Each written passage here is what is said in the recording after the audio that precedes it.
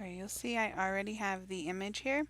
I copied it from Google, I pasted it over. In order to add the color, what I did was I chose the pen tool. I made sure I was on gray over here in the color. You choose where you want to start your line, and you choose where you want to end your line. Now at the ending point, this is creating anchors for a path, and at the end point you want to click and hold. And holding it allows you to manipulate the line so it's not a straight line, and you just manipulate it to where it looks like it's where you want it to be. You're going to right click and hit stroke path. The default is for this to be on pencil, but that doesn't look right, so I choose brush and click OK. You'll see it creates a gray line there. You're then going to right click and delete the path, and you just repeat that each spot where you need to draw a line.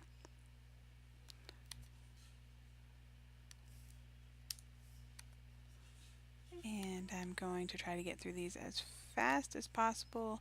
This is the 6th time I have attempted to create this video, and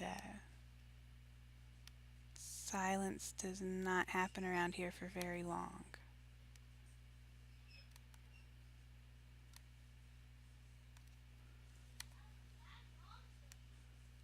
At all.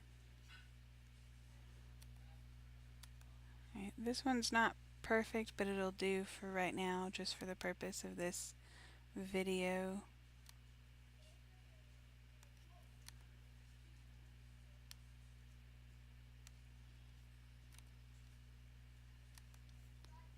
Okay, I'm going to choose my fill tool, my bucket tool. The default for this is usually gradient tool, so you may not see the bucket here on the side. You just click and hold until the menu pops up. Choose bucket tool, and you're going to fill in the areas that need to be filled in. I click them twice. I like to go back over the other color and make sure it is filled in well.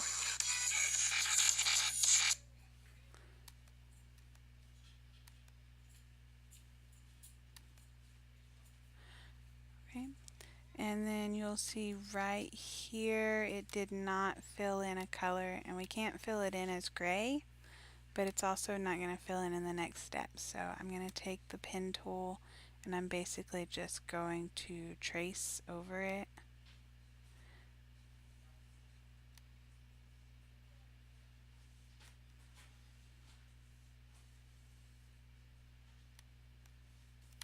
Okay, and stroke path, and you'll see it fills it in. Oh, oops, I filled it in with black. So I did Control Z to undo, and now I'm gonna choose the color.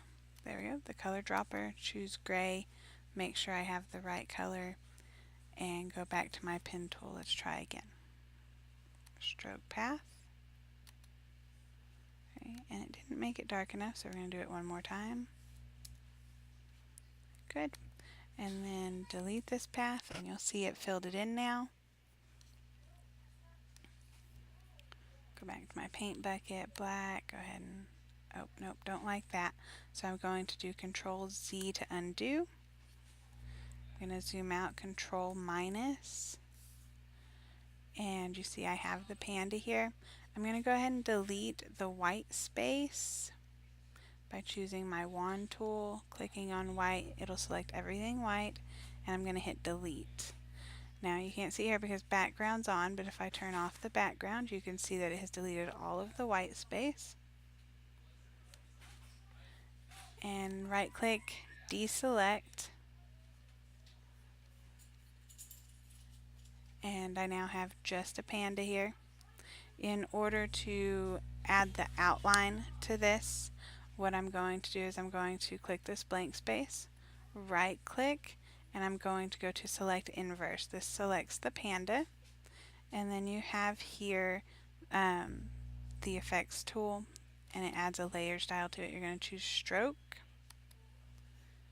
and it pops this up. The default here I think is 4 or 6.